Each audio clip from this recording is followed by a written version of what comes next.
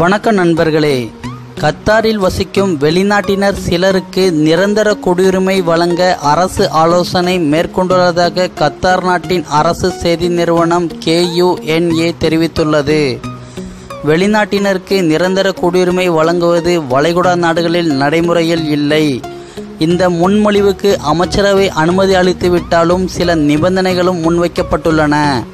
இந்த மசோதாவின்படி கத்தார் நாட்டு பெண்களை திருமணம் செய்து கொள்ளும் வெளிநாட்டவரின் குழந்தைகள் மற்றும் சிறப்பாக பணிபுரியும் வெளிநாட்டவர்களுக்கு கத்தாரில் வகிக்க நிரந்தர அனுமதி வழங்கப்படும்.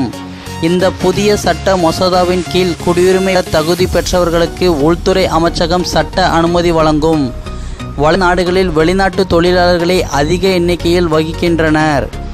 அவர்களுக்கு நிரந்தர குடியுரிமை வழங்கப்படுவது அபூர்வம்.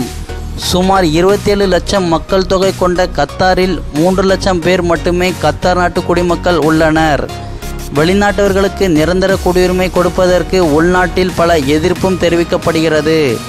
வெளிநாட்டவர்களுக்கு குடியுரிமை கொடுக்கப்பட்டால் உள்நாட்டின் கட்டமைப்பு மாறிவிடுமோ என்ற அச்சம் நிலவுகிறது. புதிய சட்டத்தின்படி நிரந்தர குடியுரிமை பெறுபவர்களுக்கு இலவச கல்வி மற்றும் சுகாதார வசதிகளுடன் அங்கு சொத்து வாங்கும் உரிமையும் கிடைக்கும். வெளிநாட்டினர் அங்கு தொழில் தொடங்க வேண்டுமானால் கத்தாரில் நிரந்தர குடியுரிமை பெற்றவர்களுடன் கூட்டு வைக்க வேண்டியது கட்டாயம் என்பதும் குறிப்பிடத்தக்கது.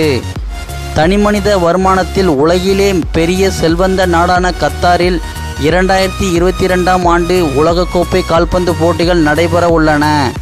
அந்த பணிகளில் ஈடுபட்டுள்ள ஆயிரக்கணக்கான வெளிநாட்டு தொழிலாளர்களின் நிலைமையை மேம்படுத்த வேண்டும் என்று சர்வதேச அளவில் அழுத்தங்கள் எழுந்துள்ளன. இந்த மாதிரி பல அரபு நாட்டு செய்திகளை உடனுக்குடன் தெரிந்து கொள்ள நம்ம சேனலை சப்ஸ்கிரைப் பண்ணலான்னா இப்போவே சப்ஸ்கிரைப் பண்ணிக்கோங்க.